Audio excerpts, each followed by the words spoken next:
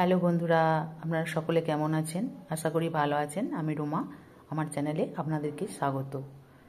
তো সত্যি এটা কোনো নতুন রান্না নয়, এটা অনেক পুরনো এবং ট্র্যাডিশনাল রান্না। এটা আমার শাশুড়ি মায়ের কাছ থেকে আমি শিখেছি। তো চলুন আমি কিভাবে এই রান্নাটা তৈরি করি আপনারা দেখতে থাকুন। একটা ছাঁচি কুমড়ো আমি নিয়ে নিয়েছি, এটাকে আমি ছোটো ছোটো করে টুকরো করে নেব। এভাবে আমি ছাড়িয়ে নিয়েছি, এবার ছোট ছোট করে টুকরো করে নেব। ছোট ছোট করে টুকরো করা হয়ে গেছে, এইভাবে ছোট ছোট করে টুকরো করে নিতে হবে।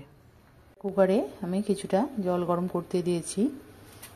ছাঁচি কুমড়োগুলো আমি একটা সিটি দিয়ে নেব। চাইলে আপনারা এটা কড়াতেও করতে পারেন, তো আমার মনে হয় কুকারে একটা সিটি দিয়ে নিলে তাড়াতাড়ি হয়ে যাবে।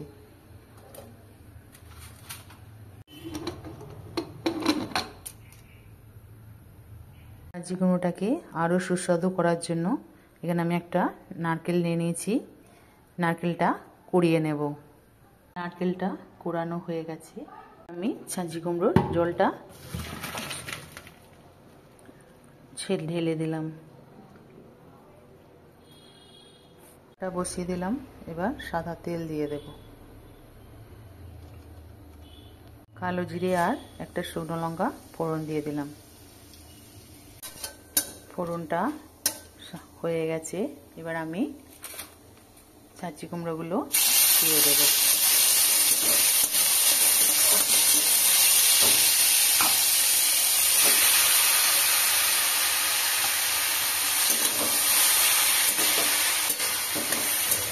ভালো করে নাড়াচাড়া করে নেব।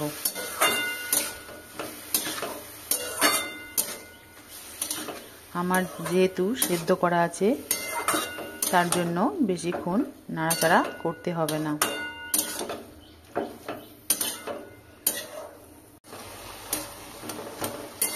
বেশ কিছুক্ষণ নাড়াচাড়া করে নিয়েছি। এবার আমি এক বাটি দুধ দিয়ে দেব।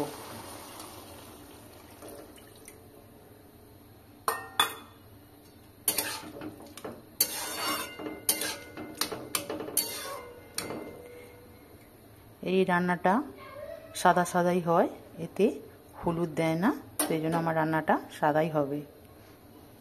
1 চামচ নুন দিয়ে দিলাম এখানে।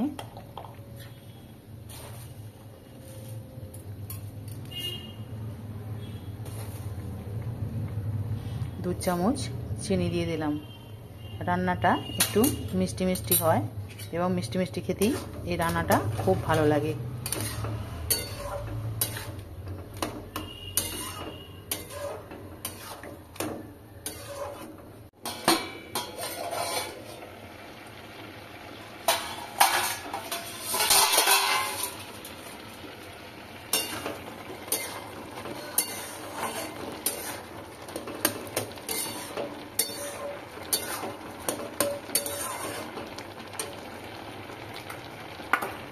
যে নারকেলগুলো কুড়িয়ে রেখেছিলাম সেইগুলোই দিয়ে দেব।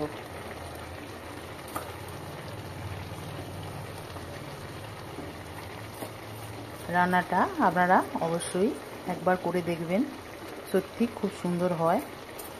আর কোনো তরকারি দরকারি হয় না, এই রান্নাটা এত সুন্দর হয়।